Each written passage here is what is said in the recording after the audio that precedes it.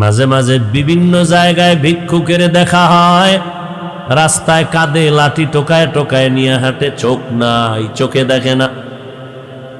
সারাটা দিন বাজারে ঘুরি আর ভিক্ষা চায়।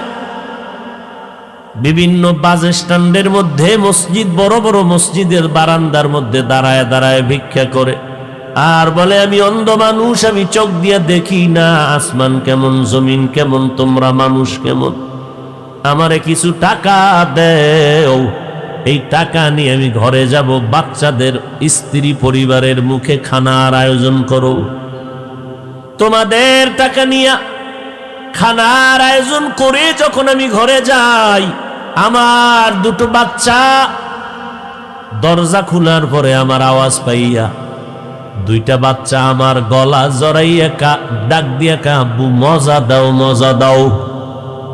আমি দুই পকেট থেকে দুইটা চকলেট বের করে যখন দেই, আমার বাচ্চাগুলো গালের মধ্যে চুমা খায় আর বলে, আব্বু তুমি কত সুন্দর, তুমি কত ভালো।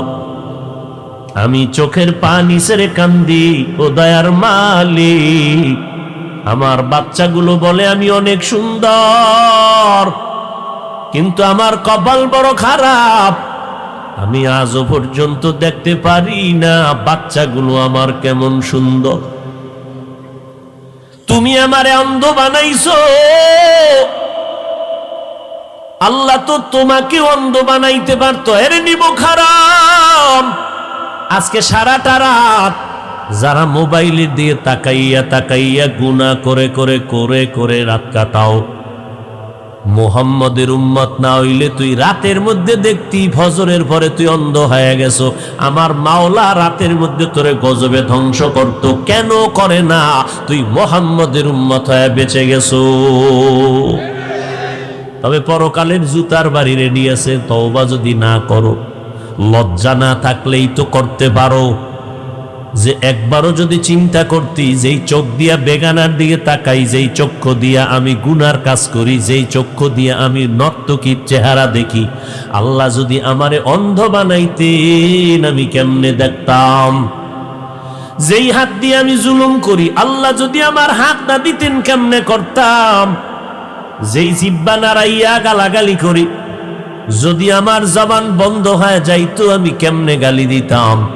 আল্লাহ যদি আমার হাতটার আঙ্গুলগুলো না দিতেন, তাহলে আমি ফেসবুক নামের গজবের পৃষ্ঠায় কেমন করে আলেমের বিরুদ্ধে লিখতাম।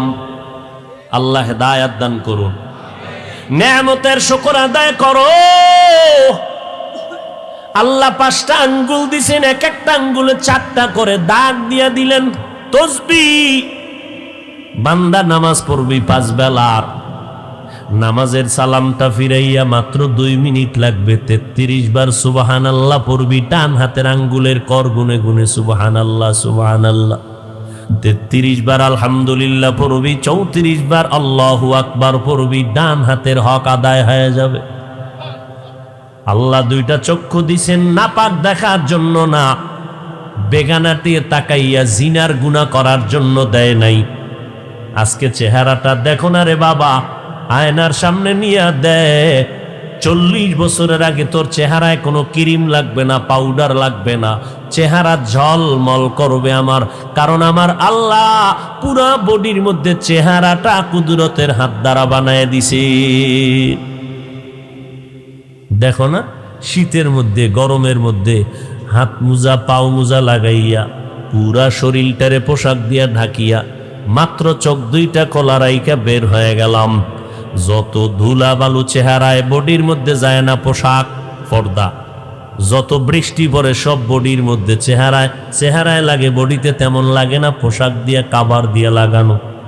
কিন্তু মাওলার কুদরত তাকায়া দেখ, গোসলখানায় যখন ঢুকতে যাও, ও বান্দা নজর করে দেখবা, তোমার জামা কাপড় খুলবা,